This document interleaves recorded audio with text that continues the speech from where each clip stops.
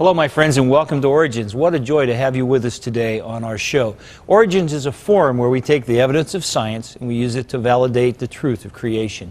And today we have a great scientist with us to help us validate the truth of creation. His name is Dr. Snelling. Good morning, Dr. Snelling, how good to have you with us today.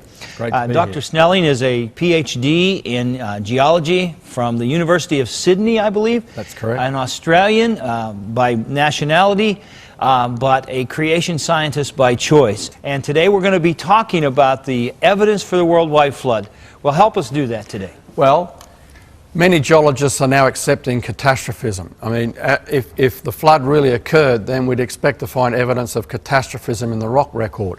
By catastrophism, of course, we mean that there were short, sudden events, and they were violent and worldwide in nature. Even the geologists now recognise the concept of the dinosaurs being wiped out on a global scale. There were mass extinctions. Creatures died out on a global scale. That was catastrophic. Traditionally, geologists have bought into the idea of uniformitarianism, or slow and gradual process. It's actually a philosophy of science that's based on the assumptions that the processes operating in the past have been the same as what we see observed operating in the present. And so normally people understand this in terms of the present is the key to the past. In other words, slow and gradual present day processes of rivers slowly carrying sand and mud has always been the way it was. And so, you know, rock layers of mudstone, sandstone have formed as a result of rivers slowly and gradually carving out the land surface. But those views are now being challenged by the evidence we see for catastrophism in the rock record. I think that's so fascinating. Just the idea of uniformitarianism doesn't face the reality of life. I would say to our viewers, you think about your life. Your life isn't shaped by what happens on the average days, but there were big days in your life. The day you found out you were sick, the day you lost a child, the day you lost your job. As you look back at life, it were those big events, those catastrophes, that really shaped what's happened and who you are. Yeah. And we live in that kind of a world. And the world has been shaped by some big events, not just the everyday humdrum. And I think that's so important. And the difference between uniformitarianism and catastrophism is that the belief the present is the key to the past requires extensive timelines, whereas catastrophism, it's very easy to telescope it into just one major catastrophic event at the time of the flood. And so it comes down to old Earth and young Earth again. Yes, in a sense it does. Okay. So let's start by going to the Grand Canyon. The reason we go to the Grand Canyon, it's an area that is well exposed and well studied. And it's in all the textbooks, so everybody understands that area. Now, if we look at all these rock layers through the walls of the Grand Canyon, you can see them here. I've got them arrowed. Every one of those rock layers that are arrowed right to the top of the Grand Canyon up there have marine fossils in them. Now, the top of the Grand Canyon is over a mile above sea level, and therefore, how did marine fossils, creatures that live in the ocean, get up here on top of the continent at that elevation? It means the ocean waters must have flowed over the continents. And one of those rock units, if you want to look in detail, is halfway down, the Redwall Limestone. Now, the reason why it's got the name Redwall, you'll see in a moment, but you can see it is here halfway down the canyon. And it's a limestone. It's easy to understand lime that's turned to stone. We can see in this next picture the cliffs, and I've pointed out where the Redwall Limestone is. You can see it there, see? It forms a red wall. It's a limestone that forms a red wall. See, not all of geology is difficult. And we can see the same when we get down to the Colorado River level. Again, I've arrowed the cliff there. See, a red wall. Okay. And what's exciting about this Redwall Limestone, it's full of fossils, marine fossils, up on the continent, ocean waters flowing up onto the continent. You can see in this photograph that we've got a crinoid, which is a sealant. You can see it here. It's the stem of it looked like a plant, but it actually is a creature that had tentacles, fern-like tentacles. And over here we see a bryozoan. See the lace features here? Okay. A bryozoan was a lace coral. And you can see these are broken remains in this limestone. And are those, do those still exist today? Absolutely. In the ocean, you can still see those same... Yes, still see these creatures today. Yes. Here we see a brachiopod. which Okay. is a lamp shell. It's a variation on a clamp. Right. And in this limestone, particularly one of the major ones that we found in the canyon is this nautiloid fossil. It's a straight-shelled nautiloid. You can see it here. Yes, sir. It had a head like a squid out here. And you can see this tube runs down the centre. What it used to do is it would suck in water and shoot the water out like that, and so it could propel itself. It was like a miniature jet engine. Now, we find in the Grand Canyon nautiloid fossils that are 6 feet long and 1 foot long, and some in between, 3 and 4 feet long. What does that tell us?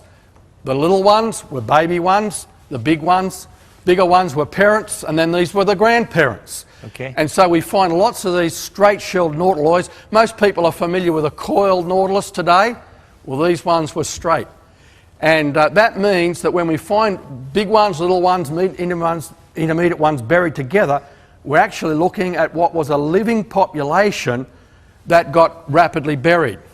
And the exciting thing is that we find these, and see this bed here?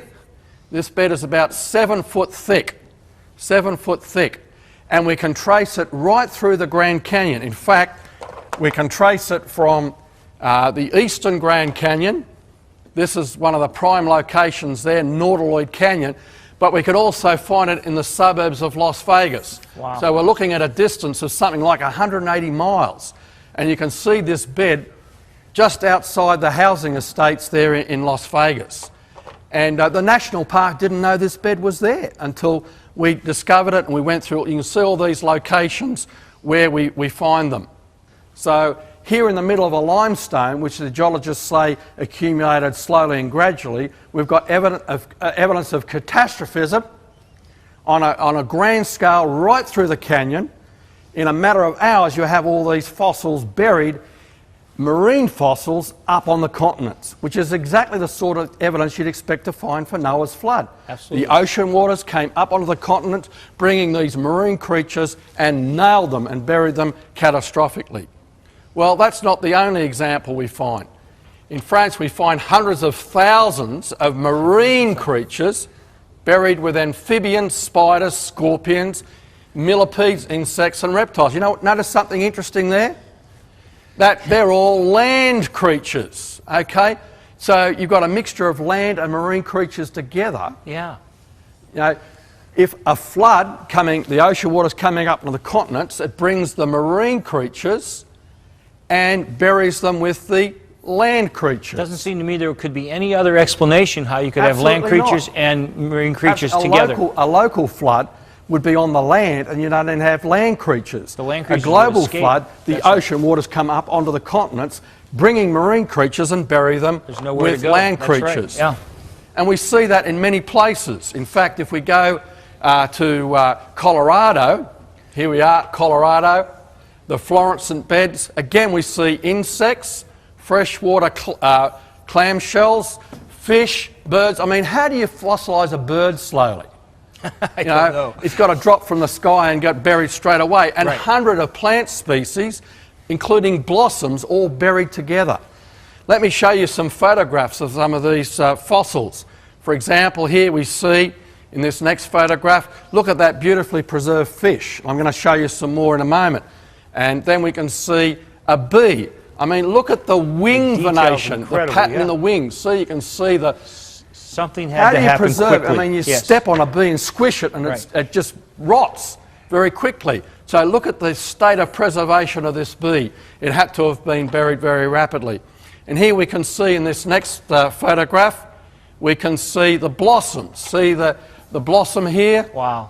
And you can see the leaves, beautifully and exquisitely preserved, which is what we see in these fossil graveyards. Again, a mixture in that bed of watery and land creatures.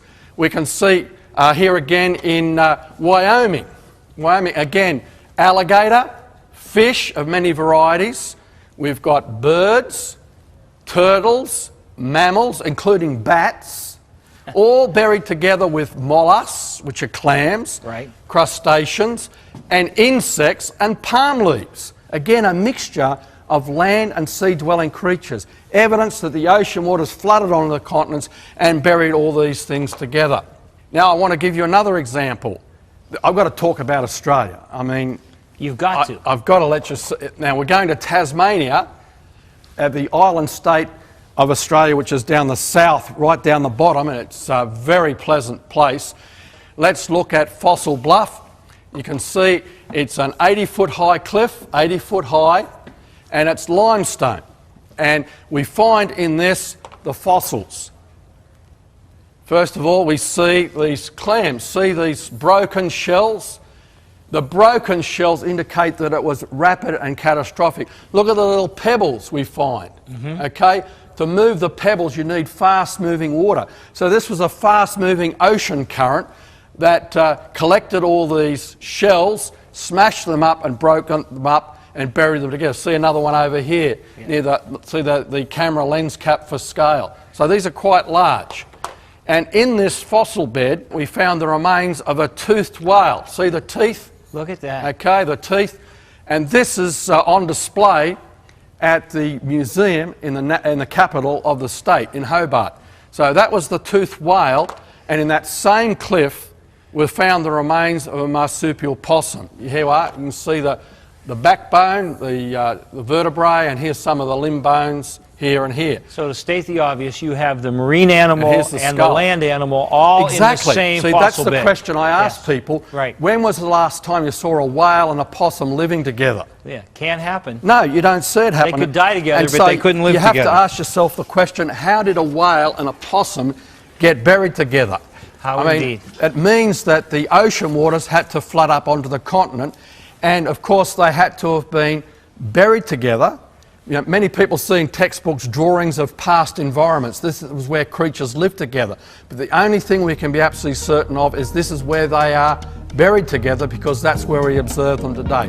Now, I'm dying to ask you how a old Earth evolutionist is going to refute what you've said, but we have to take a break first. Okay. So you just hold on to your answer. I can see your gun's loaded and you're ready to shoot, but we got to take a break. Don't you go away. Dr. Snelling's going to talk to us about how this overwhelming evidence is refuted by the other side. So you stay with us. We'll be right back.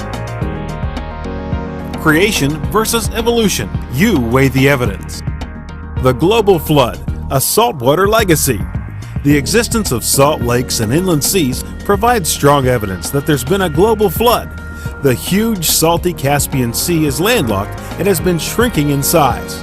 Lake Van near Mount Ararat and Lake Ermia are excellent examples of high elevation, landlocked salty lakes. How did water get so far inland? Why didn't it dry up long ago? A gigantic flood within the last 5,000 years would seem a very good answer.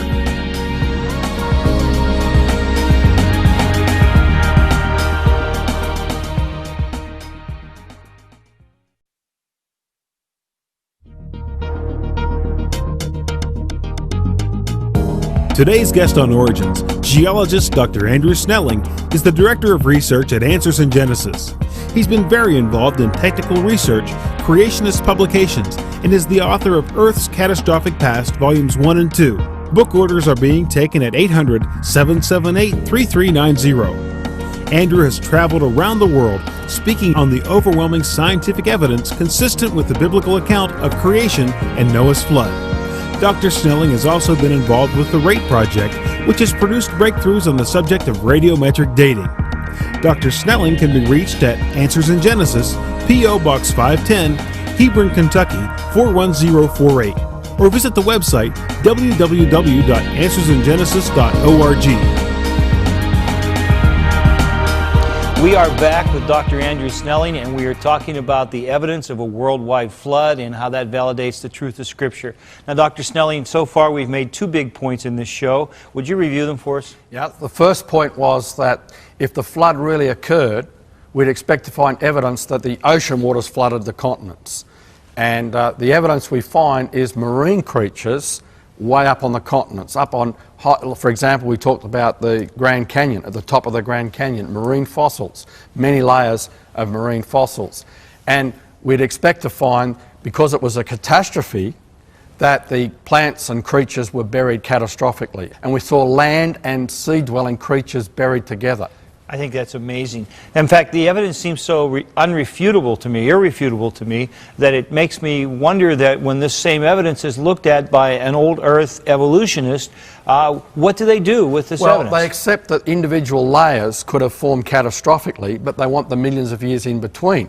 So what they propose is that the land surface sank, so the ocean came in and brought the fossils, and then it rose again, to account for the millions of years in between, where there was no deposition, no ocean on the continents. The trouble is, imagine the Grand Canyon area where you've about got 8 different layers with marine fossils.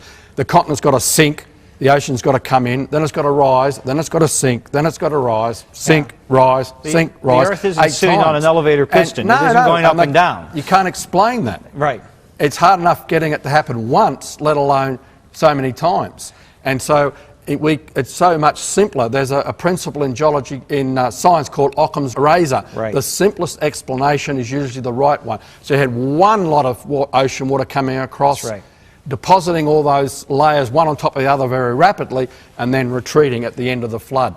So let me go up to the screen and show you what I have for you. We also find as another example, which is relevant to us here in the Pittsburgh area, is 7 trillion tonnes of vegetation in the world's coal beds. You know, the black stuff we dig up and burn in a power station. Well, most people don't realise that that's buried vegetation. It's fossilised vegetation. And at all the world's coal beds, there's at least 7 trillion tonnes. That's a lot. And the coal beds here in the eastern United States are also found in England and right across over to Russia. And it's the same coal beds. Yeah. But more of that later. Okay. Let's have a look at one of these ammonite fossils. This is one of these coiled ammonite fossils. Yes. And this is in the chalk in England. Now look at the size. There's a pen for scale. Right. That's about 6 inches across. So we're talking about 18 inches across, yeah, this creature. Now the chalk in which this is buried, the geologists say, accumulated slowly and gradually. But you imagine how long it would take to bury that if at 1 inch per 1,000 years. I mean, this creature didn't sit around for thousands of years waiting to be fossilised. It happened catastrophically.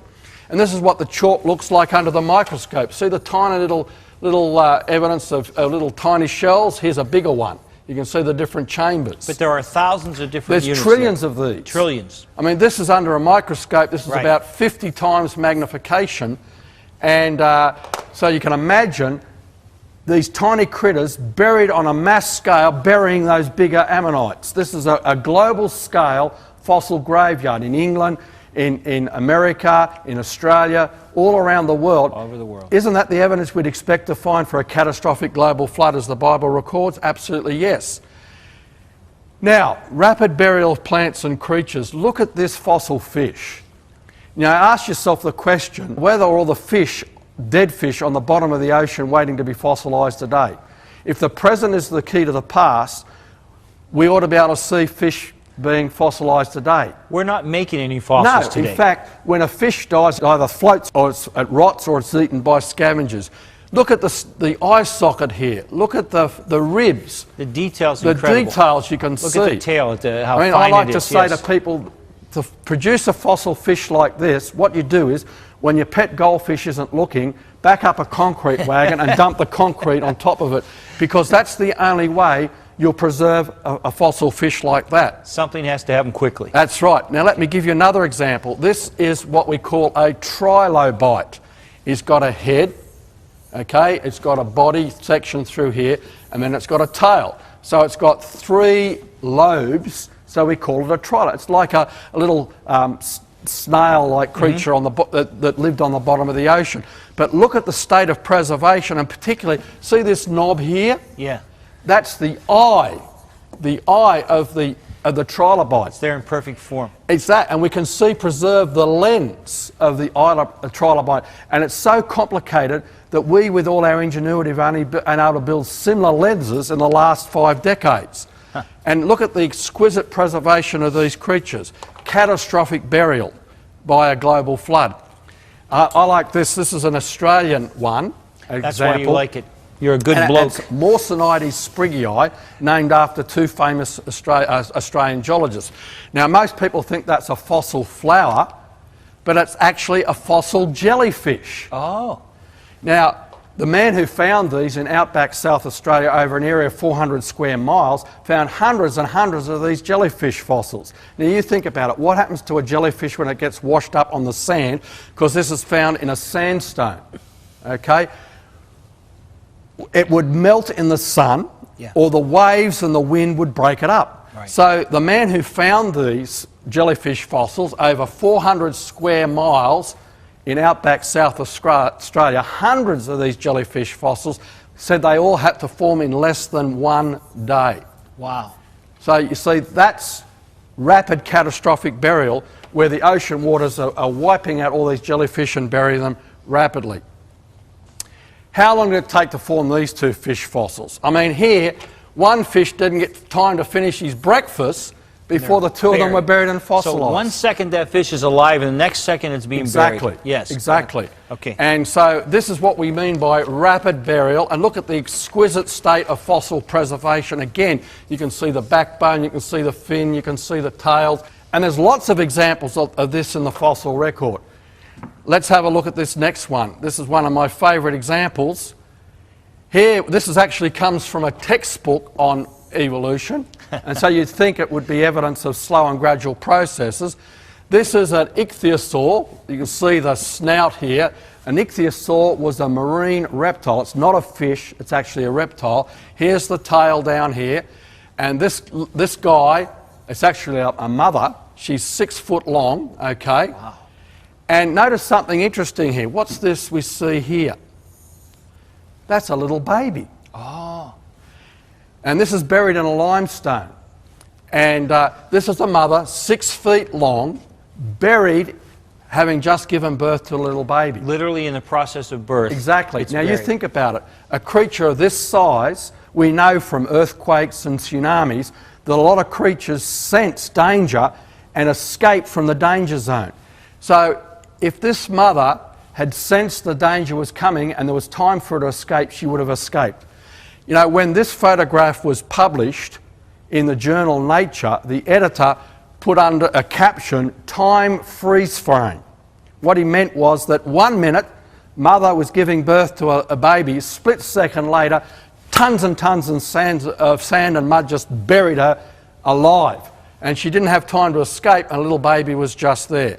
So this is incredible evidence for rapid burial and exquisite fossil preservation, which is the kind of evidence you'd expect in a catastrophic global flood. Dr. Snelling, this is very fascinating, but the question, I guess, that comes to my mind is, so what? This is wonderful evidence, and your passion for a worldwide flood is obvious. Does it really matter, though? I mean, isn't it just enough that we trust Jesus? If the biblical record is literally correct, then that means that most of the fossils, which have to have come after the fall of man, after the curse, when death came into the world, if that view is literally correct, then most of the fossils formed during the flood, and that wipes out 500 million years of the geologist's history of the Earth, and that means the Earth is therefore young. So it does matter. So if Genesis 1 to 11 isn't true, John 3:16 can't be true either. Correct. And they are tied together. Exactly. And it is one It's story. how you see the evidence. Yes, that's right. Looking through biblical glasses or looking through glasses that don't recognize God. The only eyewitness we have to the flood was God himself. Correct. My friends, if there's ever a show that made our closing comment true, it's this one. It's God's view that he created you. And he's given us incredible evidence of that creation, and it should be your worldview too. I hope that Dr. Snelling's incredible presentation has validated and brought confidence to your belief in the veracity of Scripture and the truth of God's Word. And I hope that you'll join us again soon on Origins. Until then, God bless you, my friend.